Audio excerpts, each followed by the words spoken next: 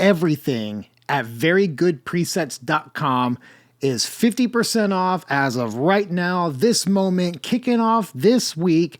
It's all 50% off. Just head on over and see the brand new design, all the hard work we've put into upgrading Very Good Presets, verygoodpresets.com. There's a link right below and the code is below too. Go check it out, load up.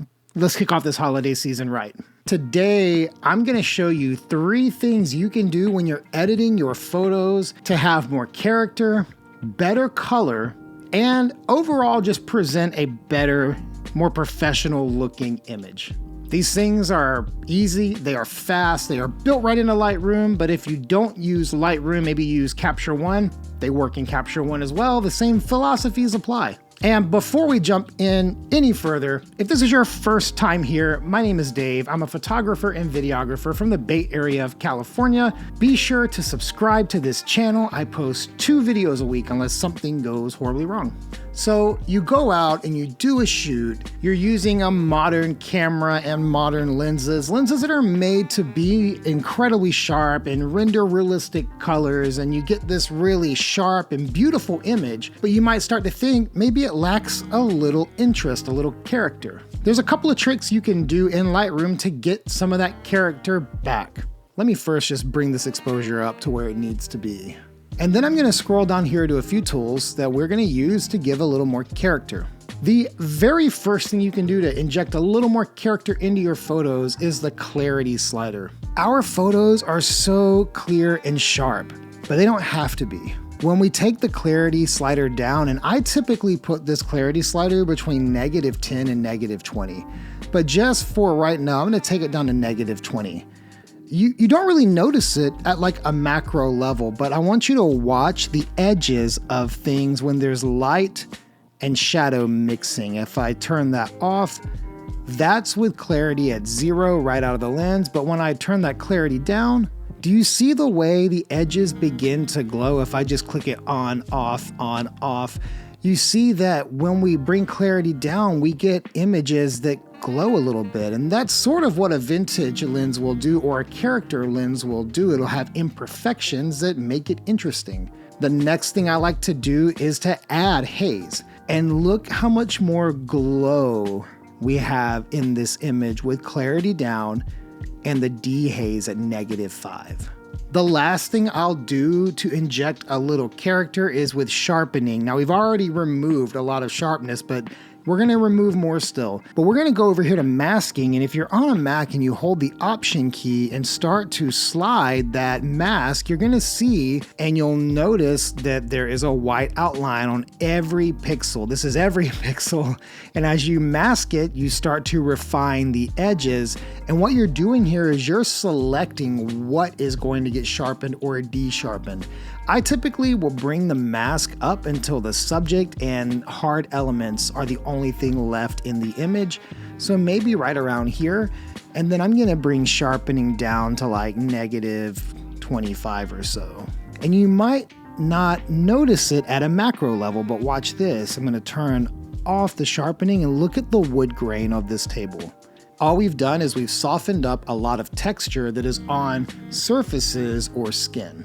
Now let's talk about color and color balance, and I'm going to use this photo from Bryce Canyon in the winter as my example on how to do this. I'm going to bring this exposure up because I shot this underexposed like most of these photos. Now I love shooting film, but when I shoot digital, there are 3 offenders in digital that are really nice in film.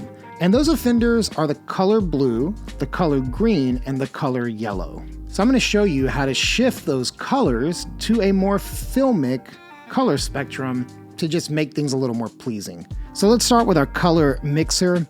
I always push the blues just a touch over to teal, but we don't want to go like full on Instagram 2018 teal. We just want to do it very gently. So I'll take it to like -10, -5 to -10, just to make it a little teal. I'll come over to green and I'll actually make green green. Like I'll bring the green up maybe +35, +40, +50, and then I'll desaturate it a little bit and bring the luminance down as well. This just makes the green green and not yellow. If you go out in the middle of the day and take some pictures of grass, you might notice when you put it in Lightroom that the yellow slider affects the grass, and that's because in digital photography, green is oftentimes yellow.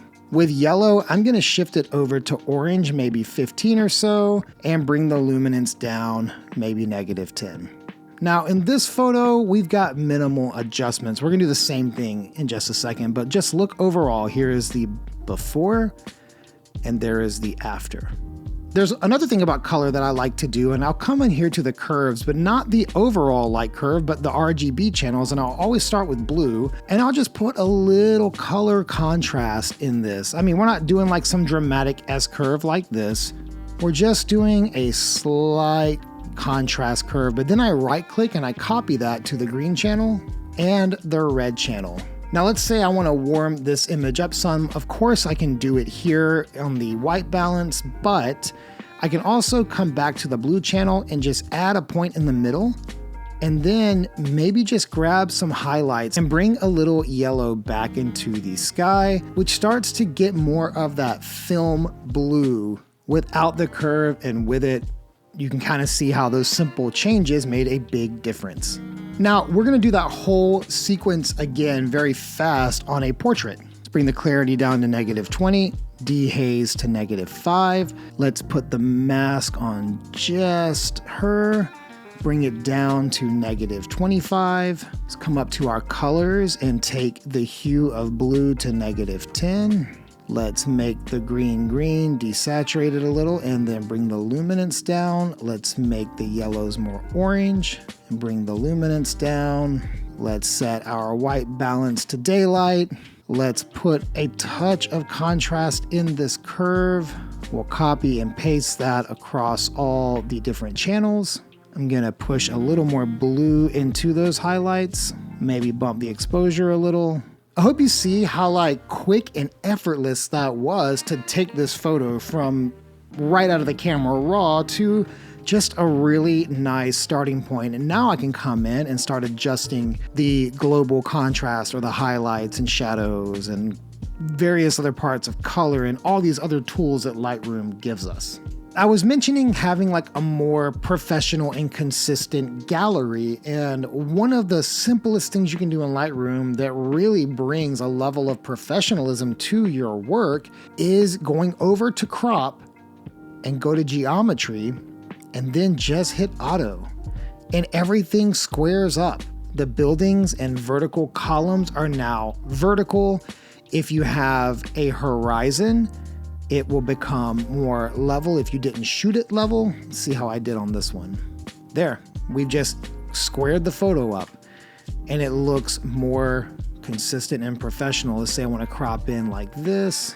This geometry tool will just help create a consistent realism to how you experience the world. It'll put lines where they need to be, both vertically and horizontally, and just make things more even. You know, editing does not have to be incredibly intimidating, and these little starting points can get you from point A to point B really quickly. But if you're looking for like just all this work done for you already, especially if you like that filmic style of edit, this is where today's sponsor, again, I feel silly saying that, but today's sponsor, Very Good Presets, can step in and help you out. All right, guys, I hope you have a wonderful week. To those of you in the US that are celebrating Thanksgiving this week, happy Thanksgiving to you and your families. And for everyone around the world that celebrates Christmas, we're kicking that off here in like a week as well. Be sure to watch at the end of the week. Another special video coming your way. If you haven't already, like and subscribe, do the YouTube stuff. And thank you guys for watching. I'll see you next time.